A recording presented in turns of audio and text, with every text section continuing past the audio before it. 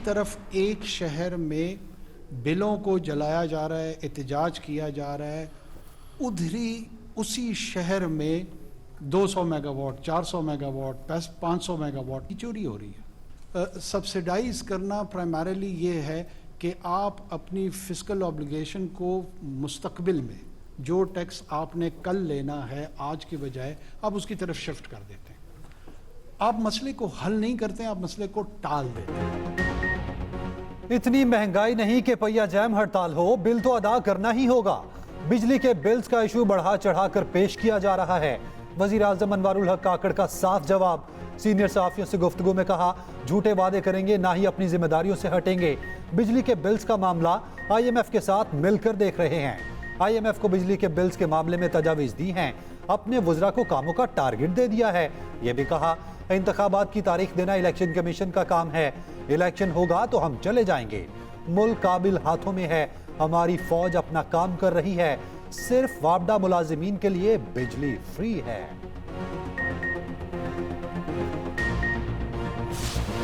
एहतजाज करें या शोर, बिल हर सूरत देना पड़ेगा। अगर मिली भी तो सिर्फ किस्तों की सहूलत मिलेगी। ब्राय नाम रिलीफ देने का मंसूबा तैयार। 400 यूनिट तक बिजली इस्तेमाल करने वालों को रिलीफ देने का प्लान बना लिया गया। मंसूबा IMF से शेयर कर दिया गया। प्लान के तहत बिजली के बुनियादी यूनिट को मरहलावार बढ़ाने का फैसला। बिजली के बिलों की अदायगियों में सहूलत देने की तजवीज़ भी IMF को दी जाएगी। हर सारिफ को बिजली के बिल किस्तों में अदा करने की सहूलत देने की तजवीज़। IMF राजी हुआ तो सिर्फ 2 माह के लिए मुआहिदा होगा। अगस्त और सितंबर के बिलों को एक साथ में लेने के लिए वजारत खजाना तहरीरी गारंटी देगी। बिजली चोरी रोकने के हंगामी प्लान पर भी काम। 250 अरब के रिलीफ के लिए रकम जमा की जाएगी। उधर वापडा और वजारत आबी वसाइल के मुलाजमीन की फ्री यूनिट की सहूलत खत्म करने की मुखालिफत। वजारत आबी वसाइल के मुताबिक फ्री यूनिट्स खत्म करने से कोई बचत नहीं होगी। 1,79,000 मुलाजमीन को महाना 3 करोड़ 47 लाख फ्री यूनिट्स मिलते हैं।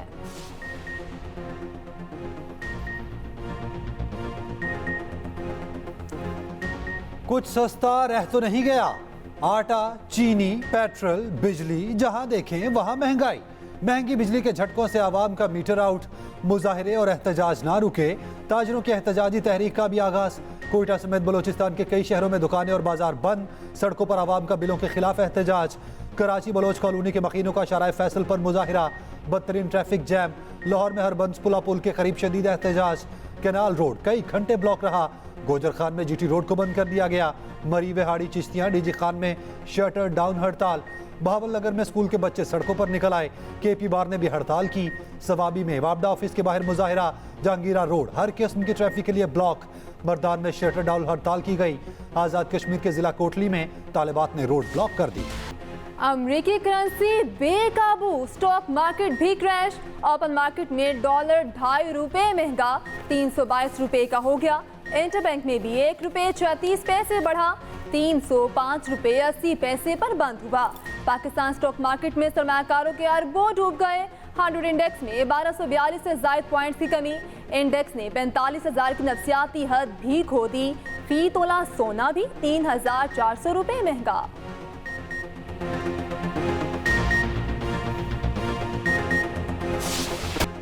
आइन किसी की जागीर नहीं। पंजाब इंतखाबात पर इलेक्शन कमीशन की नजरसानी अपील खारिज। सुप्रीम कोर्ट ने फैसला सुना दिया। अदालत ने कहा, इलेक्शन की तारीख का नजरसानी केस से कोई ताल्लुक नहीं। इंतखाबात की तारीख देने का मुकदमा खत्म हो चुका। बताएं, अदालती फैसले में गलती कहाँ है?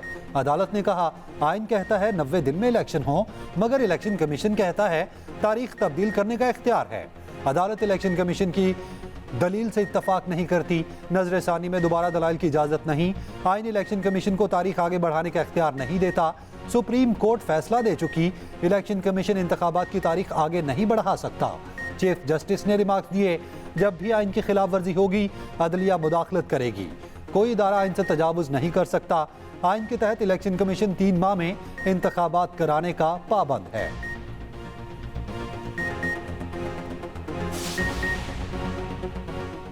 नैब तरामीम में बेनामीदार की तारीफ तब्दील कर दी गई। 49 करोड़ करप्शन वाला नैब से बचकर आजाद हो जाए। ये संजीदा मामला है। बेनामी के खिलाफ कार्रवाई तसाब का मरकज है। चीफ जस्टिस के नैब तरमीम के खिलाफ केस में रिमार्क्स पूछा। एमनेस्टी स्कीम को नैब ऑर्डिनेंस से इस्तिस्ना क्यों दिया गया? बेनामी दार एफएसएस में बुनियादी केस आमदन से जायद असासाजात का था। अब पहले साबित करना पड़ेगा करप्शन के पैसे से बेनामी जायदाद बनी या नहीं। नैब तरमीम से इस्तगासा पर गैर जरूरी बोझ डाला गया। कम अज कम ये तो तय होना जरूरी है असास करप्शन से तो नहीं बनाए गए। अगर जरा आमदन भी मुल्जिम ने नहीं बताने तो ये जुर्म साबित ही नहीं हो सकता। परवेज इलाही को सुबह 10 बजे पेश कर देंगे। नैब की लाहौर हाई कोर्ट को यकीन दहानी। अदालत ने इससे पहले परवेज इलाही को 2 बजे पेश करने का हुक्म दिया था। जस्टिस अमजद रफीक ने रिमार्क्स दिए, परवेज इलाही को पेश ना करने पर बताएं किसको वारंट जारी करूं? क्या डायरेक्टर नैब और डीजी नैब लाहौर के वारंट जारी कर दूं?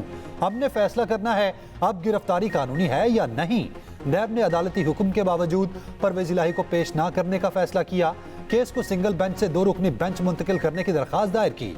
रजिस्ट्रार ने दरखास्त पर एतराज लगाकर वापस कर दी। समाअत फिर शुरू हुई तो अदालत ने पूछा, परवेज इलाही को कितने बरस जेल में रखेंगे? खोलकर बताएं चाहते क्या हैं? नैब की जानिब से सुबह पेश करने की यकीन दहानी पर समाअत मुलतवी कर दी गई। नवाज शरीफ जारहाना इंतखाबी मुहिम चलाएंगे। अहम शख्सियात पर तनकीद न करने की दरखास्त रद्द कर दी। दुबई इजलास में नवाज शरीफ ने भरपूर इंतखाबी मुहिम चलाने का फैसला दिया था।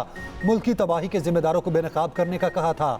चंद अहम शख्सियात और मुश्तरका दोस्तों ने नवाज शरीफ से रब्ता किया, दरखास्त की वो इंतखाबी मुहिम में अहम शख्सियात पर तनकीद न करें।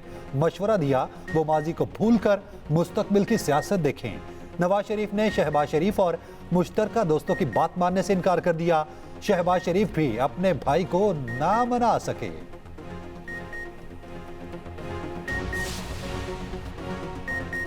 हल्का बंदियां मुकम्मल होते ही इंतखाबी शेड्यूल देंगे। हल्का बंदियों के दुरानी को मजीद कम करने की कोशिश करेंगे।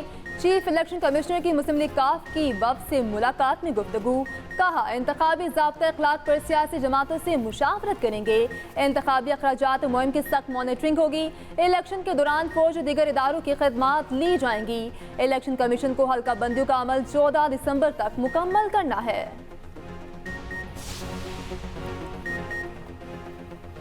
आम इंतखाबात में एस्टैब्लिशमेंट गैर जानिबदार रहे। अमीर जमात इस्लामी सिराजुल हक का मुतालबा। सखर हाई कोर्ट बार से खिताब में कहा, आइन के तहत 90 दिन में इलेक्शन कराए जाएं। अदलिया और इलेक्शन कमीशन गैर जानिबदार रहे।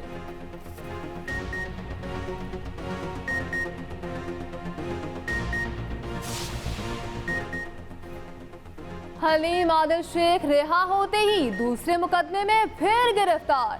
इंसदाद दहशतगर्दी अदालत ने हलीम आदिल शेख को रिहा करने का हुक्म दिया। अदालत के बाहर से फिर गिरफ्तार कर लिया गया।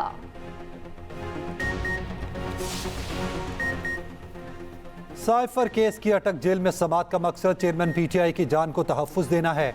ऑफिशियल सीक्रेट एक्ट के तहत कायम खसूसी अदालत ने 16 और 30 अगस्त की समाअतों के तहरीरी हुक्मनामे जारी कर दिए। सीक्रेट एक्ट की अदालत ने कहा, मालूम नहीं उन्हें बाहर लाने पर कोई हादसा पेश आ जाए, इसलिए वहीं समाअत हुई। जिस्मानी रिमांड नहीं दिया। किसी भी इंसान की जिंदगी अहम है। गैर मामूली सूरत हाल को मद्देनजर रखते हुए जिस्मानी रिमांड मंजूर नहीं किया जा सकता। साइफर केस आम नौयत का नहीं, साइफर जैसे हसास केसेस में रियासत की खुद मुख्तारी भी शामिल होती है।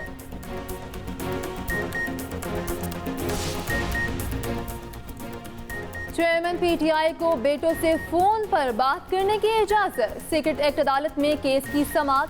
दरखास्त में मौक़िफ़ अपनाया। चेयरमैन पीटीआई अपने बेटों से बात करना चाहते हैं। अदालत ने सुप्रिटेंडेंट अटक जेल को बेटों से वालिद की बात की हिदायत कर दी।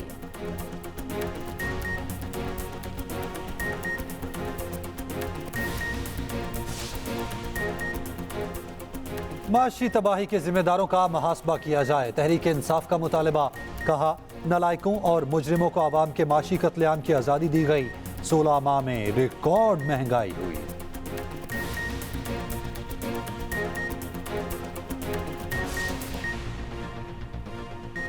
बिजली बिलों में इजाफे के खिलाफ जमात इस्लामी सड़कों पर। कराची में एक और मुजाहिरा। हाफिज नईमुर रहमान ने कहा कि इलेक्ट्रिक के खिलाफ तहरीक आगे बढ़ रही है। आइंदा दिनों में धरने का ऐलान भी करेंगे। MQM की भी हैदराबाद में रैली। फारूक सत्तार ने कहा, हिस्को हुकाम लुटेरे बन गए। आवाम का वक्त अब शुरू होने वाला है। वडेरों का दौर खत्म होगा।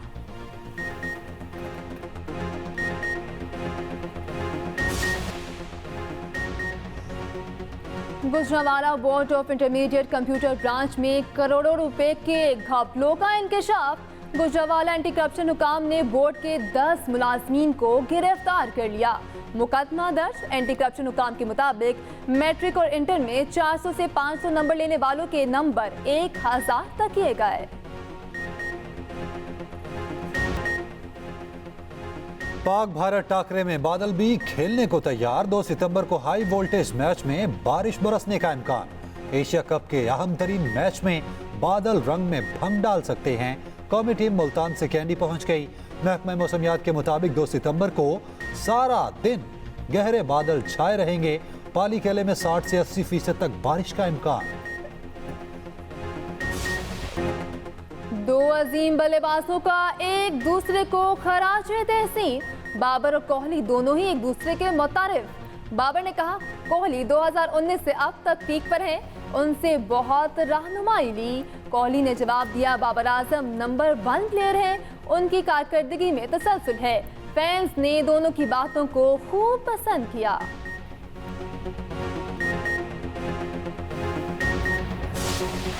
और श्रीलंका ने बांग्लादेश को दबोच लिया। एशिया कप का दूसरा मैच यकतरफा कर दिया।